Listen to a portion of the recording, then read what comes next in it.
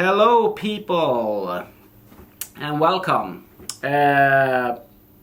Some months ago, this spring, I did a series called Lifecycle with caddies and mayflies and stoneflies, and I have a plan to continue with this, even though I'm not sure how long it's going to be. But I got some questions about doing midges.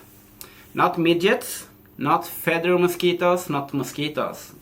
That's different things. This is midges. So in Sweden we have around 600 species of midges, in everything from 2 millimeters up to past 1 centimeter. In the whole world is more than 10,000. But this is some patterns that I use for the fishing in Sweden, or Norway also, but in Scandinavia. We will do the life cycle of midges, so we will start with larva, and then the pupa, and like a merger, and the adult insect. So yeah, let's begin with the larva. So for the larva, you can tie these in really small sizes from like 20 up to even a 10.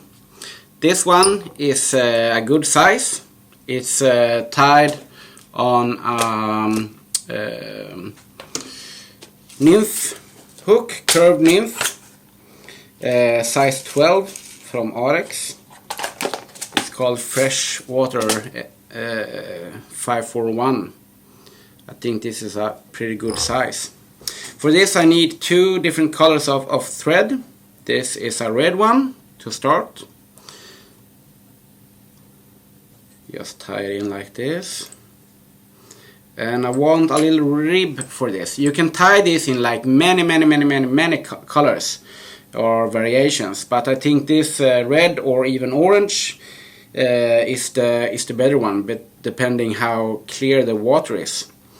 But for the rib, I tie in a UTC wire, size small, in black. You can also take it in silver to imitate like the gas bubbles, because they are living in the bottom, and then when they are ready to emerge, they like swim up through the surface, so they get these gas bubbles.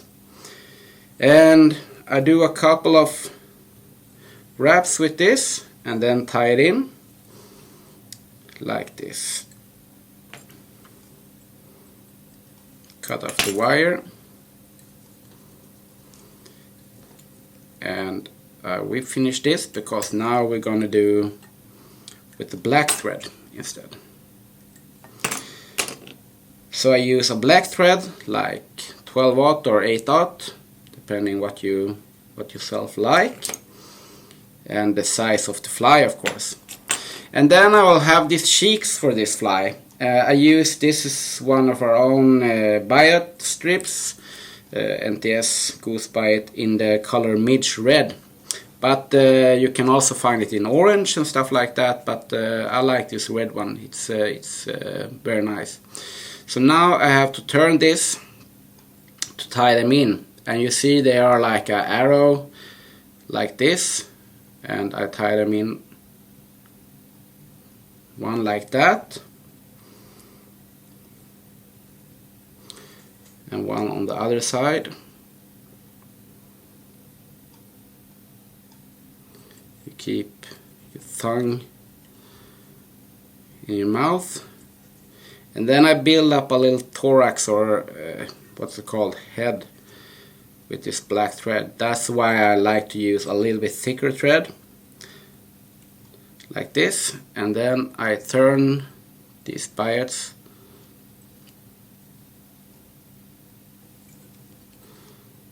and the other side also.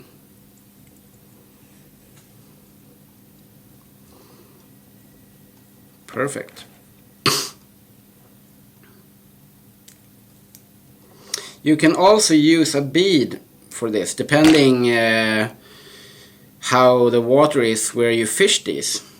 Because you maybe want it to get down a little bit faster, and you maybe want to have like one with a bead or one without, and then fishing like a washing line.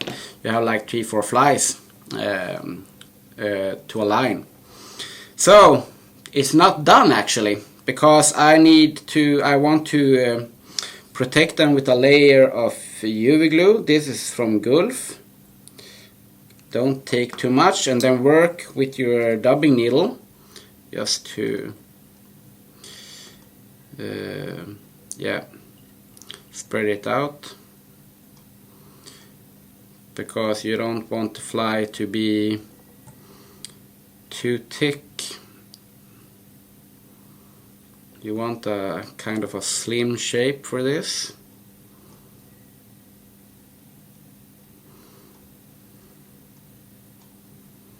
I'm very satisfied with that, and then of course use your lamp. As you can see, this Midge red color of Biots has a little UV fluorescent in it, even if I don't think the fish care, but they seem to like the red and orange ones at some level, so maybe they just find it like a hot spot or something.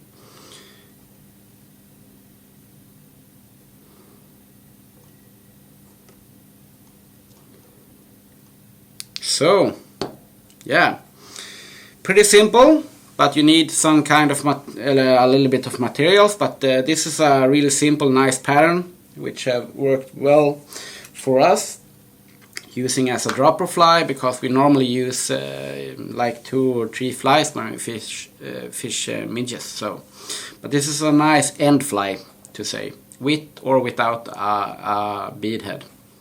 So now we've done the first stage, and then we're gonna tie this what to call it, the pupa that is about to emerge. We use a normal shuttlecock fly. You probably heard about it, maybe, or else we will actually yeah, tie it now, like this pupa stage of it, because it's going up to the surface and then ready to emerge. Then it's the pupa stage. So let's tie this fly. For this one we use from Ahrex, called the freshwater 531 or 530. This is a size 14, and now we are using the black thread.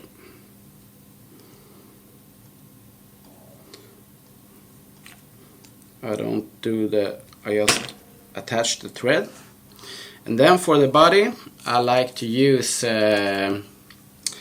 this peacock quills, body quills or quills, and I like the color brown or natural. I think the brown one is actually a little bit sexier, if you ask me.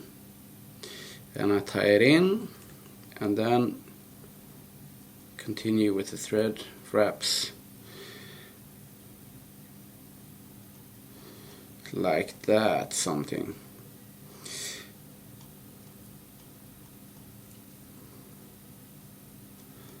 I'm not sure really why I use this hook, but I like the how it looks and how it lays in the water at some level, because you can have a kind of long body if you want to. And then I use you have to take it really carefully when you're doing the wraps of this quills, because they're easily to break. Try to do just like barely overlapping wraps, something like that.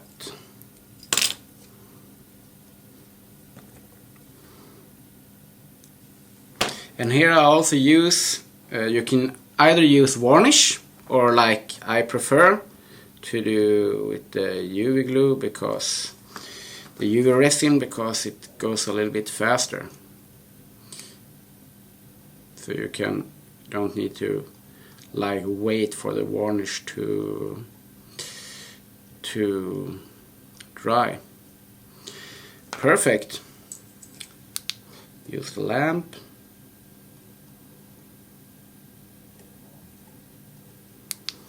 And for this we want some kind of floating device. So I use either white or like normal brown CDC. In this case we're gonna use the white one. And I always use like 2 feathers, even if it's a size like 18 or something. I think 2 feathers makes it floats a little better. And I just put them aligned to each other, and you can actually do them a little bit bigger. The fish don't care, but it will float better and you will see it better.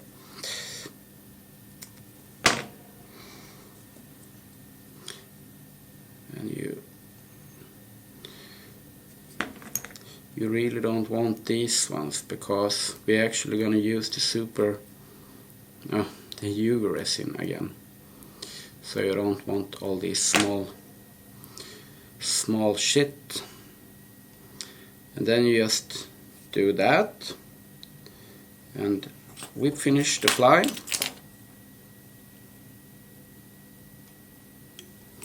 This one fishes right in the surface, like almost like a emerger kind of. It actually works very good like an emerging mayfly also. And then I don't put this directly, I use my dubbing needle, because here you have to be a little bit careful, because you don't want it to go into the CDC. So be very careful when you spread this on the head.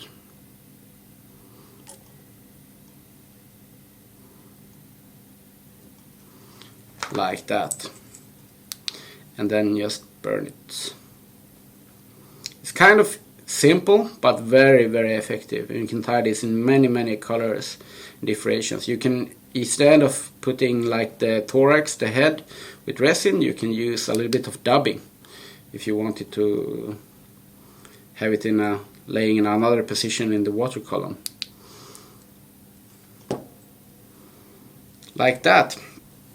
Very, very simple. So yeah, now we have tied this pupa like in a shuttlecock variation. We will go to the like emerger, the emerging state of this midge. For this one I use Ahrex curved dry fly. I like the shape of these hooks, because they have a little bend to it. This is a barbless one, but you can use with barbs. You decide, doesn't matter. Sometimes when you tie this in really small ones, you maybe need or want a barb. I use the black thread again. This is the 8/0. And now for making the body a little bit stronger and having a little bit what to say, yeah, don't find the word, but a little rib for the fly, which can make some effect. I tie in this black UTC small wire that we used before, and I just rib the body just to protect the thread a little bit from fish teeth, trout teeth, like that. And like we did with the shuttlecock fly, I also use 2 feathers for this little wing. this is a very simple fly, but it's very good because it's laying kind of low in the surface, which fish apparently like. And I just have tie in like the feathers. They are barely going back to the hook bend,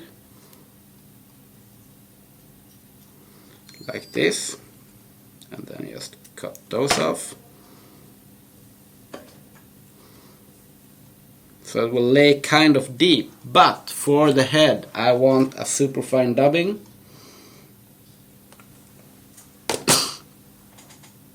In the color black, of course. You can have another color if you want, but the black is nice. We're actually going to use that for the adult. So, just create a small head. And then we finish. Then you have the emerger. Very simple, but very, very effective. And like you saw, it takes like 1 minute to tie it.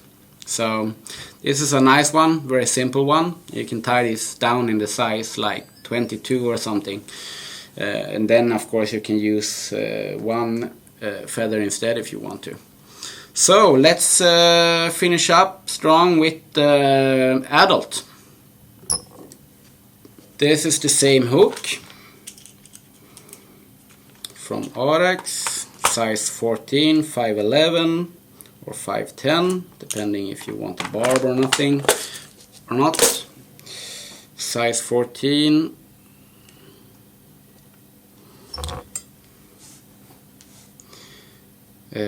And attach the thread like we always do. And I go with the thread to the hook bend. And here we will use the black superfine dubbing again. Don't use too much, even if they can have a little bit thicker body. They're kind of tube shape, so just don't overdub the body. You want it kind of slim.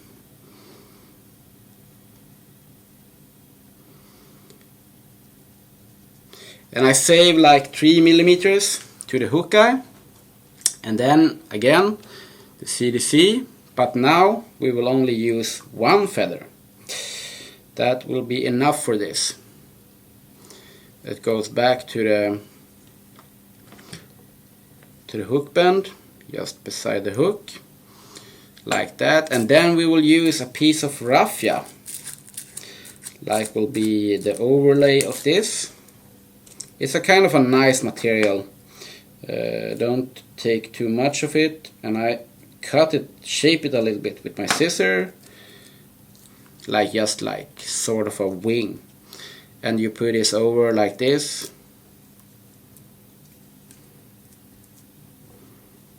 Perfect.